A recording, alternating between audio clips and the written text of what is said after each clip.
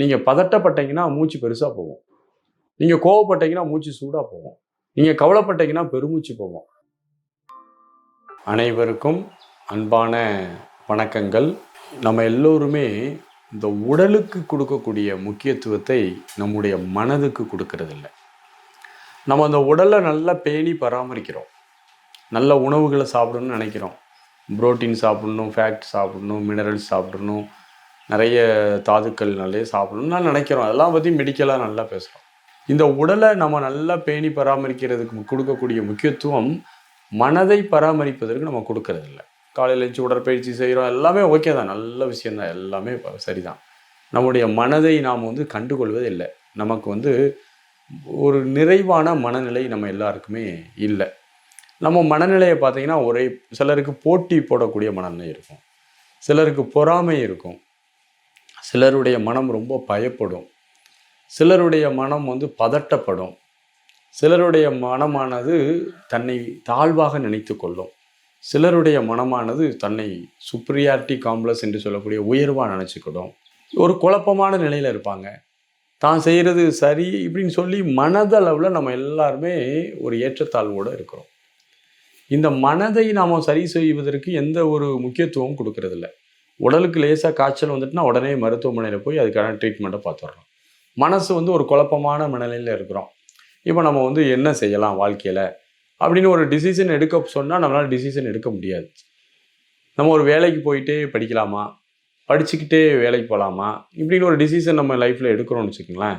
நம்மளால் அது ஒரு டிசிஷன் எடுக்க முடியாமல் குழப்புது. ஒரு பக்கத்தில் பார்க்கும்போது அவங்க சொல்கிறதுலாம் நியாயமாக தெரியும், இன்னொரு பக்கத்தில் சொல்லும் போது நம்ம நினைக்கிறது நியாயமாக தெரியும்.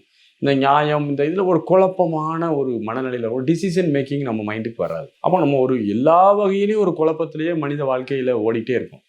சிலருக்கு பார்த்திங்கன்னா ஒரு சின்ன சொல் யாரும் சொல்லிட்டாங்கன்னா அதை ஏற்றுக்கொள்ளவே முடியாது, தாங்கிக்கிடவே முடியாது. விடிய விடிய அதை நினச்சி தூங்கவே மாட்டாங்க. மனசு அதை ரிப்பீட்டடாக அதை பற்றி நினச்சிக்கிட்டே இருக்கும். அப்போ இந்த மாதிரியான கேரக்டர்லாம் நம்ம நிறைய மனிதர்களை நிறைய நபர்கள் இருக்கிறோம். நம்ம எல்லாருமே அப்படி தான் இருக்கிறோம். பெரும்பான்மையான மக்கள் மனதின் குறைபாடோடு தான் இருக்கிறோம். எந்த ஒரு ஃப்ரீ மைண்டடாக ரொம்ப ரிலாக்ஸாக ஆட்கள்லாம் ரொம்ப குறைவான மனிதர்கள் தான். 100 பேர் எடுத்துட்டிங்கன்னா 99 பேர் குழப்பமான சூழ்நிலையில் தான் இருக்கும். ஏதோ ஒரு வகையில் நம்ம குழப்பம் இல்லைன்னு நம்ம வெளிப்படையாக காமிச்சிக்கிட்டாலும், அது வெளிப்படையாக மற்றவங்க முன்னாடி நம்ம காமிச்சிக்கிட்டாலும் உள்ளார்ந்து பார்க்கும்போது ஏதேனும் ஒரு குழப்பம், ஒரு வகையான மன குறைபாடோற்ற தான் இருக்கிறோம். இந்த இடத்துல நம்ம என்ன செய்யலாம்? நம்ம மனதை சரி செய்யணும்னா, மனம் நம்ம கண்ணுக்கு தெரியுதுன்னு வச்சுக்கலாம், அதை எடுத்து ஒரு சோப்பில் ஒரு டப்பாவில் போட்டு கழுவி தூக்கி உள்ளே போட்டுடலாம். ஆனால் அது கண்ணுக்கு தெரியாத ஒரு நுண்பொருளாக இருக்கிறது. உடலில் உள்ளுறுப்புகள் எதுவும் பிரச்சனைனா அதை ஆர்கனையும் எடுத்துடலாம், அல்லது ஆர்கனை சரி பண்ணுறதுக்கு தேவையான மருந்துகள் எடுத்துடலாம். மனதில் பிரச்சனை இருக்குன்னா என்ன செய்கிறது?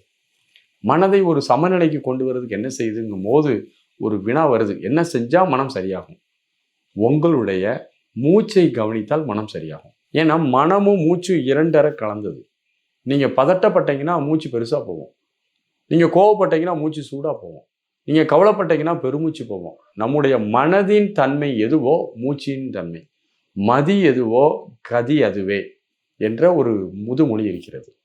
நாம் நம்முடைய மூச்சை ஒழுங்குபடுத்துவதன் மூலமாக மனதை ஒழுங்குபடுத்த முடியும். நீங்கள் அமைதியாக உட்காந்து உடலாலும் மனதாலும் தளர்வாக உட்காந்து இயற்கையாக சொல்லக்கூடிய மூச்சின் போக்குவரத்தை விருப்பு வெறுப்பு இல்லாமல் தொடர்ந்து பல மாதங்கள் பல ஆண்டுகள் நீங்கள் கவனிக்கும் போது மனம் கொஞ்சம் கொஞ்சமாக தன்னுடைய குழப்பமான சூழ்நிலையிலிருந்து விடுவித்து ஒரு சமநிலையான நிறைவான மனதை பெறுகிறது. ஆனாபானாசதி செய்தால் என்ன நடக்கும் என்றால், உங்களுடைய மனம் பல்வேறு குழப்பங்களிலிருந்து விடுபட்டு ஒரு சமநிலையான மனநிலை கிடைக்கும். நீங்கள் நல்ல ஒரு அமைதியான மனிதராக மாற முடியும். வாழ்த்துகள். நன்றி, வணக்கம்.